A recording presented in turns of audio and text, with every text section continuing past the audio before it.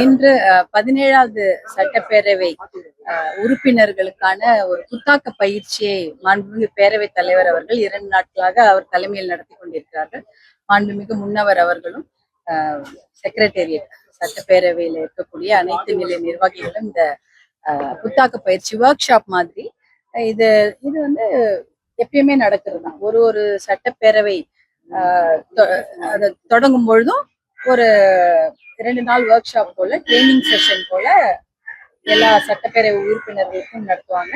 அதுவும் குறிப்பாக புதிதாக முதல் முறை சட்டப்பேரவை உறுப்பினர்களாக பதவியேற்கக்கூடியவர்கள் எல்லாருமே வந்து இதுல பங்கு பெற்று பயன்பெறுவார்கள். கடந்த 24 மணி நேரத்துல 12 பாலியல் குற்றச்சாட்டு பதியப்பட்டிருக்கு.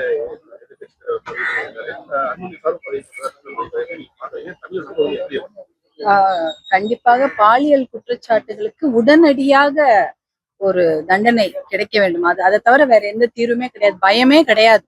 எந்த ஒரு குழந்தை மேல கை வச்சாலோ இல்ல எந்த ஒரு பெண்கள் மேலேயோ இந்த கூட்டு பாலியல் வன்கொடுமை எந்த ஒரு வன்கொடுமை நடந்தாலும் அதற்கு உடனடியாக நடவடிக்கை எடுக்கப்பட வேண்டும். ஏன்னா அது ரொம்ப முக்கியம். இதுல இப்ப நம்ம பார்த்துட்டு இருக்கோம், ரொம்ப ரொம்ப சின்ன குழந்தைங்க எல்லாம் பாதிக்கப்படுறாங்க. அதுக்கு ஒரு வருஷம் 2 வருஷம் எல்லாம் பொறுமையாக கேஸ் எல்லாம் நடத்திட்டு இருக்க முடியாது. இன்றைய நிலைமையில பாத்தீங்கன்னா போக்சோ நீதிமன்றங்கள் 20, அதாவது சிறப்பு நீதிமன்றங்கள் 20 தான் இருக்குது. குறைந்தது 50வது இருக்க வேண்டும் என்பதுதான் விதி. 50வது சிறப்பு நீதிமன்றங்கள் இருந்தாதான் இந்த மாதிரி பாலியல் வழக்குகளை உடனடியாக விரைந்து விசாரணைக்கு எடுத்துக்கொள்ள முடியும். ஆயிரக்கணக்கான வழக்குகள்ல விசாரணைக்கு எடுத்துக்கொள்ளப்படாமல் இருக்கிறது. அப்பனா தப்பு பண்ணீங்களா இல்லையான்னு கேட்கறது கூட இங்க நாதி இல்லை. அந்த மாதிரி ஒரு விஷயம் நடந்துட்டு இருக்குது. அதனால நீதிமன்றங்கள் அதிகப்படுத்தப்பட வேண்டும். அதே போல 1 மாசத்துல தண்டனை கொடுக்கப்பட வேண்டும். நம்மளை பொறுத்த வரைக்கும் அதான் முக்கியமான ஒரு விஷயம். ஒரே 1 மாசத்துல, ஏன்னா இந்த விஷயம் தெரிஞ்சு போச்சு, யார் தப்பு பண்ணாங்க, யார் அதுல பாதிக்கப்பட்டாங்கன்னு தெரிஞ்சு போச்சு. இனிமேல் அதை ஒரு 6 மாசம் 1 வருஷம் வழக்கை நீடித்திருக்க கூடாது.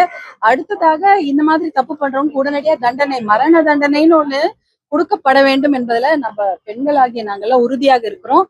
கட்சி கொள்கைகள் என்னவாக வேணாலும் இருக்கட்டும், ஆனால் ஒரு குழந்தைய மேல் கை வைத்து அந்த குழந்தைய வந்து இவ்வளவு பெரிய துன்புறுத்துக்கு உள்ளாக்கிய அத்தனை கைவர்களுக்கு, அந்த ராட்சசர்களுக்கு உடனடியாக இந்த மரண தண்டனை என்பது கண்டிப்பாக வழங்கப்பட வேண்டும். அப்படி இருந்தாதான் பயப்படுவாங்க அடுத்ததான் இன்னொரு குழந்தை மேல கை வைக்கும். இந்த மாதிரி குற்ற சம்பவங்கள் நடக்காம இருக்கிறதுக்கோ இல்ல நடந்த பிறகோ டிவிகே அரசு எடுக்கக்கூடிய நடவடிக்கைக்கு போதுமான அளவு இருக்கா?